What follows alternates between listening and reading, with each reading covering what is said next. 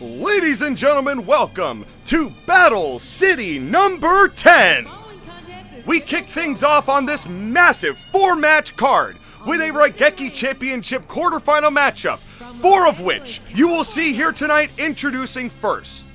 He is a CIW original here, and he is looking to finally find a way towards championship gold in Colonial Impact Wrestling, and it has not come together yet for the Unforgettables Johnny Cage, who ended up shilling out for Jack 7 when the Forgotten Fighters were riding high and Jack 7 slowly seeped his way into the faction last year, ultimately taking it over when the former CIW heavyweight champion Sagat was beaten at the WrestleBration 12 earlier in February and has not been seen since for the sake of a honeymoon that he's been on. But Johnny Cage still trying to put things together, and who knows whether we will see the other members of the Unforgettable, Jack 7 or the Ultimate Beast Brandon Ulrich, here to help Johnny out. But Johnny used to be able to do things on his own, not so much anymore. And here's a man who has had no choice but to do things on his own. The Hitman, Agent 47. His Agent 47 is another CIW original here, as he made his debut in the faction The Shades of Black, who ran as a faction for a very long time, had some disconnects, then reconnected, and then disconnected again with the Keanu connection connecting, and then leaving Agent 47 and Riddick as the Shades of Black. Then Riddick got converted to the New Boo crew, and so Agent 47 left on his own. Can he find a way through this Raigeki Championship tournament and move on to an Exceeds title matchup at the time of his choosing? Let's take a look at the bracket.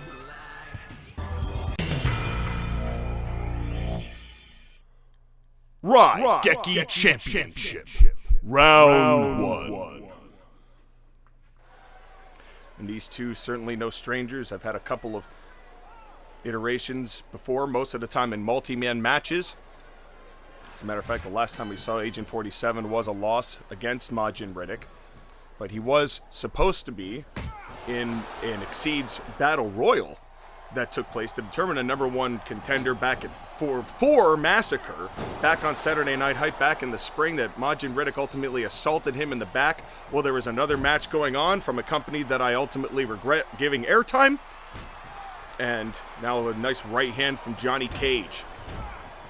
Double shoulder tackle down by Agent 47. And there's going to be a lot of hard hitting in this matchup. Johnny Cage with the You Got Caged, Agent 47 with the silencer. We've got 4 of these Raigeki Championship quarterfinal matchups coming up here tonight. Our main event is the largest of the 4, as it is Eclipse, the man from the moon, going one-on-one with everybody's favorite sponsored carbonated beverage sponsor and mascot, as it is not sponsored. I'd love to be sponsored by Pepsi, but we are not CM Punk, but Pepsiman versus Eclipse in our main event here tonight. But we've got a couple other major matchups. Chris Masters makes his in-ring debut, or his singles in-ring debut, as he was a last-minute substitution in the Millennium Championship tournament back in the spring, when the Joker decided to no-show that tournament, and we have not seen the Joker since. And quite frankly, good riddance, because I've had enough of that dude. That dude made so many problems in CIW, and look at the torque of the head being wrenched by Agent 47, who's got to be understandably frustrated, you know? And not that Agent 47 is known in his franchise to be somebody who works with people, you know, but he was for the entire time he was in CIW, and one by one, they've all left, and they've all either been converted or turned into ass wipes, in terms of the Keanu connection, Neo and John Wick, but then again, they are achieving some pretty decent results themselves. They are the Mirror Force champions, and that, of course, affords them a CIW Tag Team title shot at the time of their choosing. So when will the Keanu connection cash in against maybe the current champions, the Angry Luigis? We're going to find out in, I believe, next week, who will face the Angry Luigis at Autumn Asylum for the belts, as we have got a big 4-team tag team turmoil matchup next week on Saturday Night Hype, where we will determine those number 1 contenders. So stay tuned for that. We've got a lot of names coming into the pass for that, and now Agent 47 taking a moment here. Both of these two men No, you know, they've been here for so long, and neither of them have had championship success. I mean, if you talk about factions having titles, you know, Jack 7 and Brendan Ulrich, who were the original iteration of the Unforgettable before we knew Johnny was shilling out for them completely, they held the tag team championships. And then Neo and Riddick of the Shades of Black, when they were a faction, they held the championships 2 times. But Agent 47 never held that gold. There was never a Freebird rule with either of them. Well, actually, that's not the case, because Johnny Cage was a big part of the reason why the Unforgettable lost the belts to the Angry Luigis, as he was substituted in for Jack 7, and that obviously did not work out very well. But that was only in the rematch, as the Angry Luigis were ultimately successful thanks to Nathan Von Schrader, who headed off Johnny Cage from interfering on the behalf. Oh, now holding up and rolling the tights, but was too close to the ropes there in Agent 47. And while people have really come to like and respect 47, that doesn't mean he doesn't know a thing or two, because he was pretty much the original dastardly heel faction in CIW. So it's not like Agent 47 doesn't know the tactics necessary to come out with a victory. Matter of fact, on our relaunch, a nice standing sidekick, on our relaunch back in 2020, the very first match that brought CIW back into the fold was Agent 47 versus Bret Hart. And from there, we have blossomed, flourished even, in CIW, as it has been a long road for Colonial Impact Wrestling, but to be here, to be co-branded with Maximilian Pegasus, who runs Battle City, and myself, who runs Saturday Night Hype, and the CIW Council, and all of that, and what a back suplex. But I don't think Agent 47 is capable of shedding tears, so I'm not sure it's a teardrop suplex. But the barcode preventing the leg from being thrown into the midsection of Agent 47. Which one of these two will... Oh! What a power slam! Which one of these two will advance in the Raigeki Championship Tournament, folks? And I know you saw the bracket, but in case you didn't feel like freeze-framing at that exact moment, silencer! Silencer! And that could be enough to put Johnny Cage away, but only if he can get a pinfall on this exchange. But Johnny Cage, he is going to... Oh, and immediately with a low blow, as that is not going to be enough to take down Johnny yet. As I'm sure you saw in the bracket, we've got 12 singles matches, 5 of which have already been completed. We will have 9 completed by the end of this night. And now just choking Agent 47, as Johnny Cage is starting to get a little desperate here, and you can tell by the way that he just threw his hand right into the throat. And our semifinals will be 3 fatal 4-way battle royals, as they are elimination battle royals, and those will all be on Battle City 12. And then the final 3 will have the Raigeki Championship finals on Autumn Asylum, one of the 3 days of our major autumn event, which is going to be September 11th, 12th, and 13th this year. And I know that seems like a ways away, but it's going to be honest before we know it, ladies and gentlemen. And now, who will make it there? But these guys have to have Autumn Asylum in mind. They have to have the championship in mind, because the Raigeki Championship will allow the winner to challenge the Exceed champion at any time that they want. And there, another teardrop suplex. Although, again, I'm not positive about the capability. It's not that, you know, he couldn't shed a tear. I'm not sure he's able. You Got Caged might force him to, though, as down goes Agent 47 with the You Got Caged. Caught his leg on the rebound and goes right for the cover. Center of the ring. 1, 2, 3. And Johnny Cage moves on. And it did take some low blows and some dirty tactics, but Agent 47, he had a silencer, there was back suplex, and ultimately the You Got Caged. When Johnny started choking the life out of Agent 47, turned on a switch, and ended up securing the victory. The first clean win for Johnny Cage in I don't know how long. But it's one that Johnny needs. And hopefully, and he did it on his own, which is shocking to me, but a congratulations is afforded to Johnny Cage. Let's take a quick look at the bracket and move on to match number 2.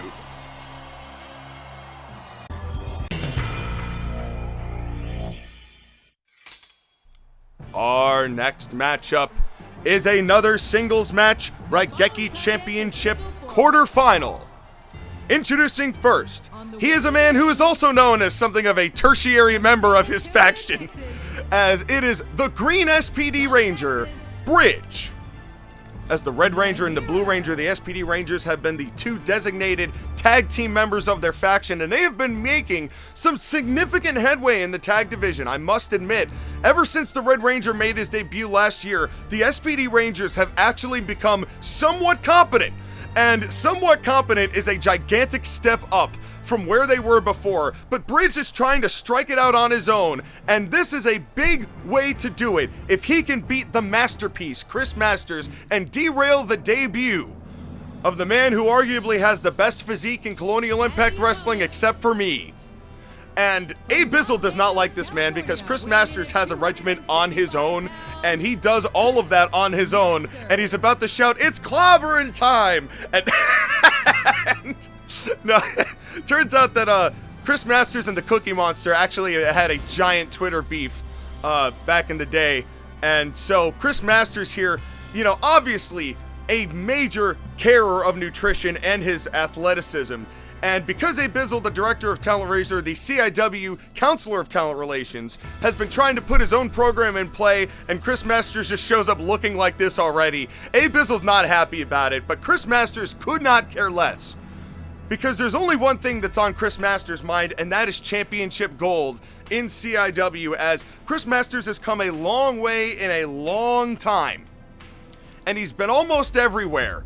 But it seems like the masterpiece sometimes gets kind of overlooked in terms of his ability, and sure, I think that, in my opinion, if we're talking about this era of Chris Masters breaking the fourth wall that you're seeing in front of you now, his physique was incredible, but I always thought he was pushed too fast, too soon, and there was never an end game for it.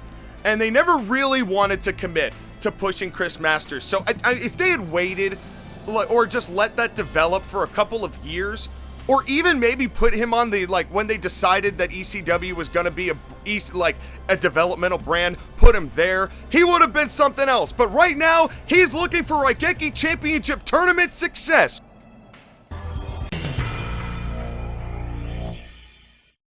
Raigeki Championship, Round 1. As Chris Masters seeking, searching, and certainly going to outweigh the Green Ranger, as the speed of the Green Ranger is going to have to come into effect here tonight, and a nice reverse kick there to get things going. That's exactly what the Green Ranger needs to do if he's going to beat a man the size of Chris Masters. Masters with about 20 more years of experience from that time. And folks, just to let y'all know, sometime in November, and I actually believe it's going to be November 14th. I'm just going to take a look here at the bracket. Yes, November 14th. We are going to be having a 20-year anniversary show of Smackdown vs. Raw 2007 on the release date in North America that it was released, which was November 14th, 2006. And so we are going to have ourselves a great show there. We have none of the matches booked yet, but we did decide that we are going to have a 20th anniversary for the greatest wrestling game ever made. I said what I said. You could fight me about it, but there's a reason that we have never changed this game in all these years. And what a butterfly implant buster. That was an insane move there, just wrecking the Green Ranger, and the power game is going to make its presence felt very quickly here if the Green Ranger cannot gain some momentum. Of course, referees count up to 5. We thank referee Matthew Fox for being here all night. And folks, if Matthew Fox does get in the line of fire, you know, accidents do happen. There's only one way to make sure his medical bills get paid, and that is to like, that is to share, that is to subscribe, that is to switch that bell button to all, and comment who you want to see in CIW in the future and who your favorites are to hashtag Save a Referee Today, which we have now expanded into a retirement program for some of our referees because we've had them for so long, and, you know, people like Jerry Jones are going to age out very quickly, you know. So we have added a new program, hashtag Annuities for Referees. And now there are no more knees or spine or neck of anything of the Green Ranger, as he just got fall-away slammed to the outside by Chris Masters. And Chris probably could just let the Green Ranger just sit there and get a count-out victory. And you can tell Chris Masters feeling very confident here tonight. But Bridge, he could surprise a lot of people. A nice sweep of the leg.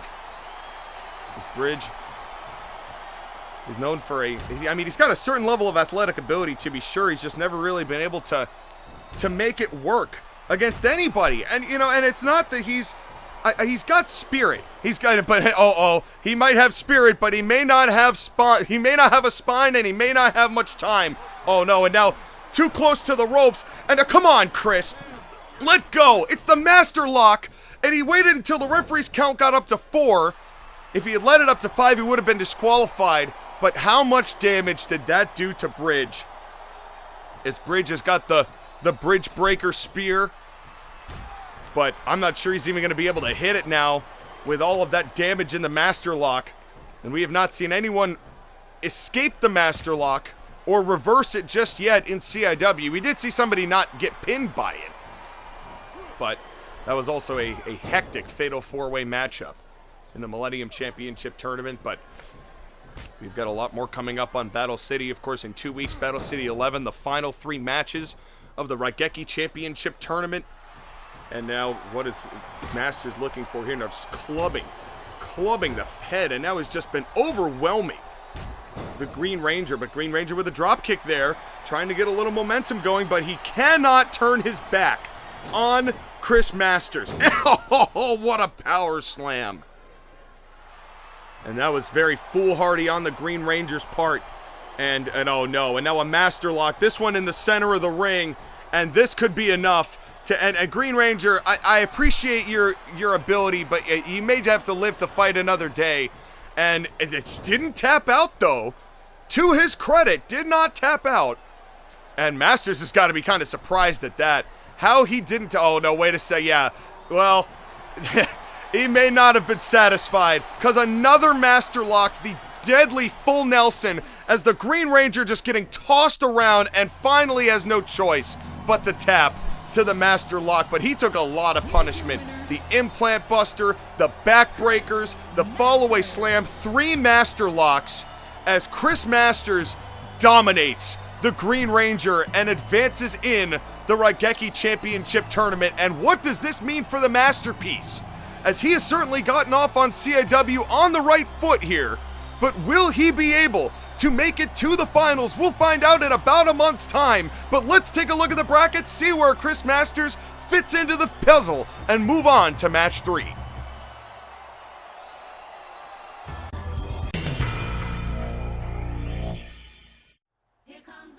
Ladies and gentlemen, match 3 of 4 here tonight is yet again a Raigeki Championship quarterfinal matchup, scheduled for one fall. Introducing first, a man who is synonymous with cleanliness, or at least he has been, but he did have a flirtation with the dirt side when he was Dr. Dirty a while ago, but now he is on brand, and you can definitely tell that he is a corporation because his empathy or his loyalty is bar none in CIW, as we found out from multiple occasions from him joining TAW back during that feud and then leaving with Maximilian Pegasus when he decided to quit CIW and then was rehired by Pegasus when we had to bring Pegasus in and make this show, which ultimately ended up being a positive, so I'm not mad about that, and I'm nothing against Pegasus. And here comes his opponent, Principal Skinner, Mr. Clean versus Principal Skinner. As we saw last week, the Principal lose to the Prince of Persia as Prince of Persia, and they had a hell of a matchup back and forth, but Skinner not able to get it done. And now that he's finished with his final grades and all the kids are on summer vacation and he has no more PTA meetings to oversee, Principal Skinner looking to enter the athletic domain once again. And considering that he could not end up closing against a former Exceeds champion, he's going to try and find another way there. And he could certainly do that against Mr. Clean here tonight, but Mr. Clean is wily, and he is strong, and he is a veteran. Let's take a look at the bracket.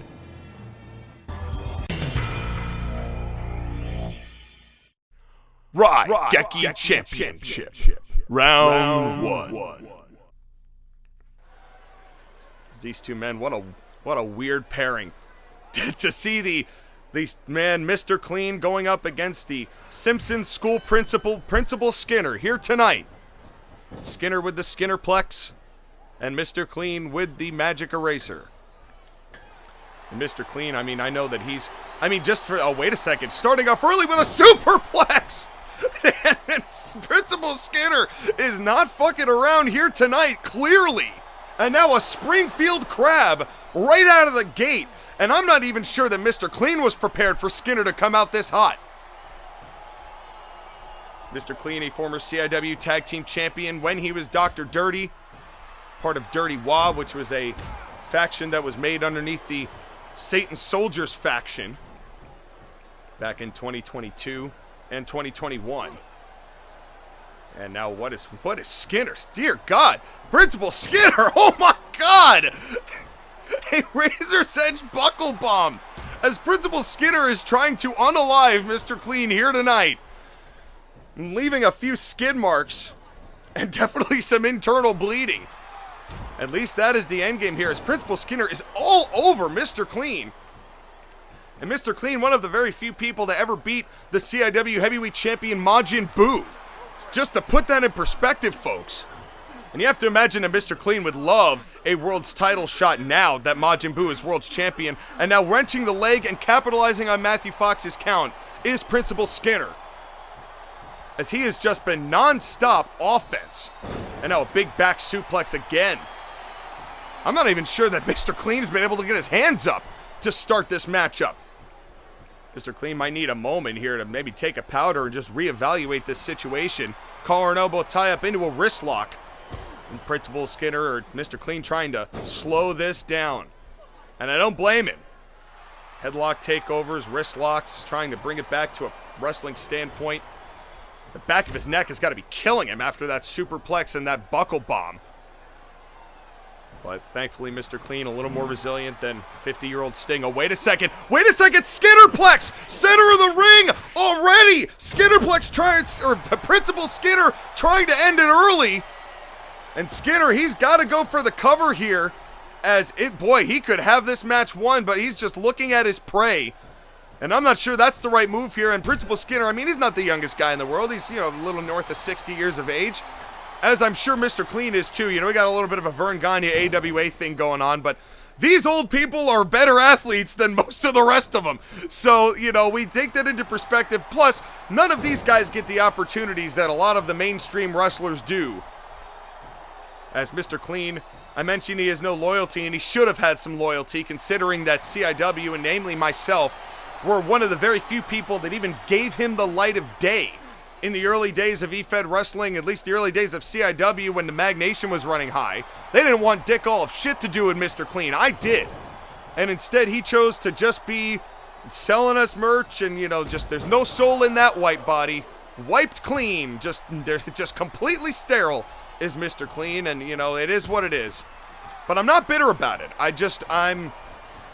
it's hard, they say that thing, never meet your heroes. When you find out that somebody that you've loved for so long has just not been the man that you've pictured him in your head, it's just disappointing. And a rake to, speaking of disappointing, a rake to the eyes by Principal Skinner. Principal Skinner letting a lot of that aggression out that builds from probably Superintendent Chalmers and having to deal with all of those rambunctious Simpsons children. Wait a second. And now turning it right back around, Magic Eraser from Mr. Clean, as he builds a mound of offense and could pin Principal Skinner right here. And instead, Mr. Clean now looking to deal a little bit more punishment. I think Mr. Clean got a little thrown here by how quick on the chops that Principal Skinner truly was in getting this matchup started. And now both of these men, I think, it's like Michael Jordan. And I took that personally. And I do feel like this went from a respectable athletic contest and devolved very quickly into a little bit more of an aggression match here. I mean, look at Mr. Clean. He's now just laying close fist punches into the skull of Principal Skinner here tonight. Skinner's mom, I'm sure, watching from home. And, oh, no, wait, nope, she's in the audience, actually. I just saw her. Probably Principal Skinner had no choice but to bring her in that nice burnt orange sedan that he rides. One of my favorite cars to drive around in Simpsons Hit and Run, which is arguably my favorite Simpsons game. Maybe the best racing game of all time. Fight me. And, I've been begging for fights here tonight. And another magic eraser as Mr. Clean might have closed it and cleaned the clock of Principal Skinner. The cover, 1, 2, 3. What? Principal Skinner gets the shoulder up. This match is not over. After 2 magic erasers, somehow, Principal Skinner has survived. And I think Principal Skinner, after last week, I think that might have really lit a fire under Skinner's ass.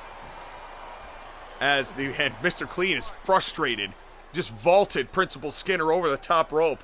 But I must admit, I am impressed. While Principal Skinner may not have been fighting the cleanest, he has been surviving. He has been more resilient than I ever would have given him credit for. I mean, he lost to 1 Sands of Time last week, and he's already taken 2 magic erasers this week. You know, he's wearing the same suit, but he must have hit the gym pretty hard. As this match continues on, this Raigeki Championship quarterfinal, of which there are 12, and this is match 8 of 12 in that quarterfinal set. We'll finish off the quarterfinals, as I said, next week, or I'm sorry, in 2 weeks' time, on Battle City 11. Folks, stay tuned for... Oh, and what a spear! Just a spear, and now right hands into Mr. Clean, as this has become a much more aggressive affair than I had intended. Well, let alone intended, but I had anticipated. As it has become a much more brawling encounter the longer it's gone on. Skinnerplex! Another Skinnerplex! Down goes Mr. Clean! And if Principal Skinner goes for the cover here... Oh, come on! Mr. Clean gets right back up! These two are brawling! And now back and forth. And a headlock takeover from Skinner. Which one of these 2 men is going to pull this off? And another spear. And right hands to the right side of the skull. Actually, the left side of the skull. I take that back. But it doesn't really matter. I'm not even sure Mr. Clean knows which side of the skull it is after so much punishment. A reverse elbow. Another Skinnerplex! The 3rd Skinnerplex, and that might be the dagger in the vampire's chest. Which wouldn't kill him, but it would certainly knock him down, as has happened to Mr. Clean. 1, 2, 3, and Principal Skinner wins his first win in CIW, but what a back and forth encounter. It started with the Skinnerplex seconds into the matchup. 2 magic erasers later wasn't enough to put Principal Skinner away. I couldn't believe he kicked out of this. And then 2 more Skinnerplexes in a row and finally knocked down Mr. Clean. But what a matchup between these two. The dark horse matchup of the quarterfinals. What a job by Principal Skinner, who moves on. Let's take a look at the bracket before we move on to the main event of Battle City 10.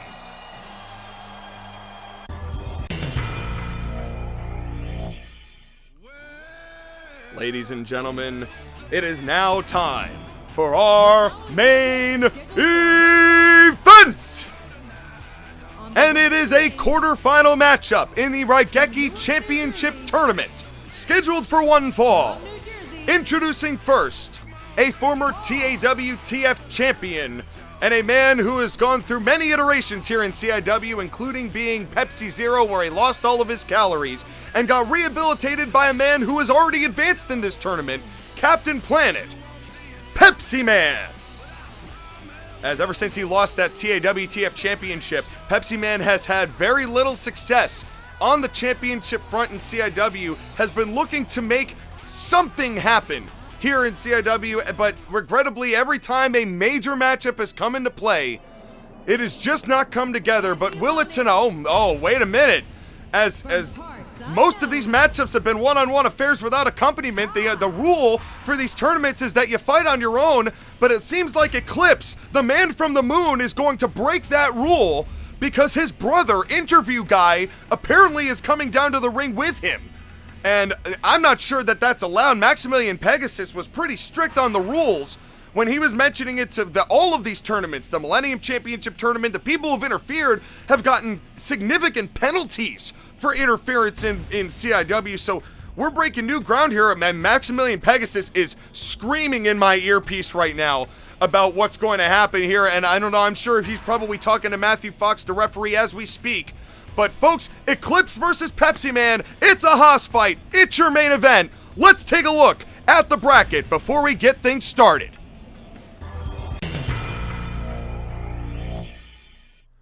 Raigeki Championship, Round 1.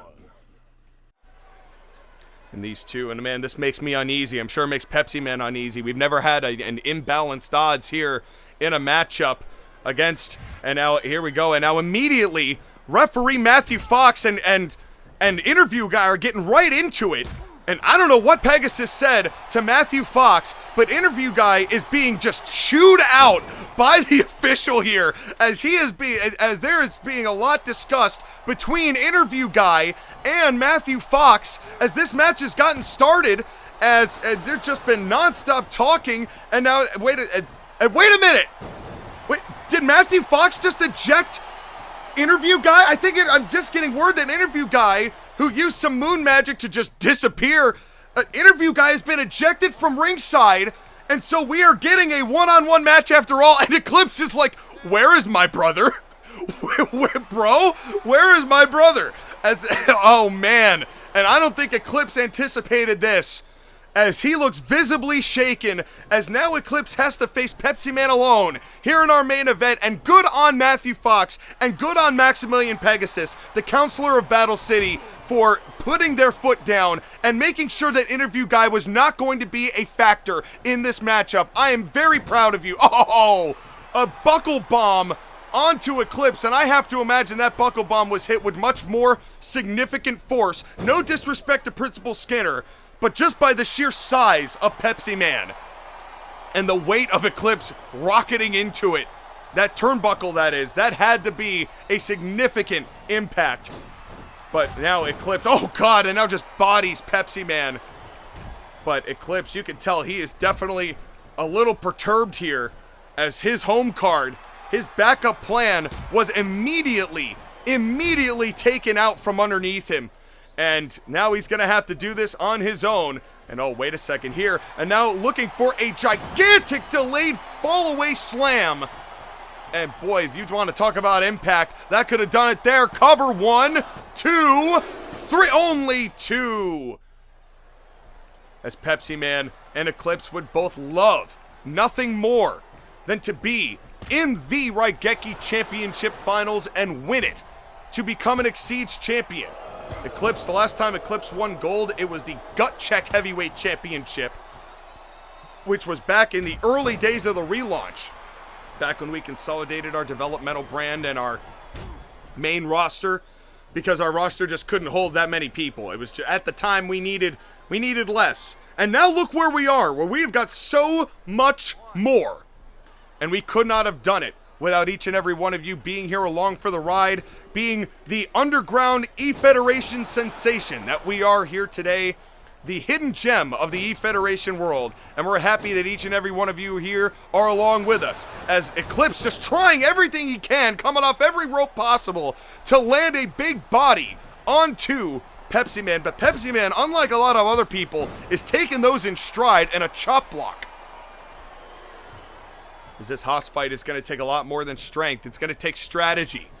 You know, you can't just go in there laying haymakers or, you know, launching your opponent across the ring. And as good as that is, and now, oh, what a Uranagi cover from Moon 2, and only 2 cover from Eclipse, as my tongue got tied with the innovative offense from the man from the moon, Eclipse, who was once thought to be the son of Jack Black, and a paternity test, Moon Mori, determined that was a lie.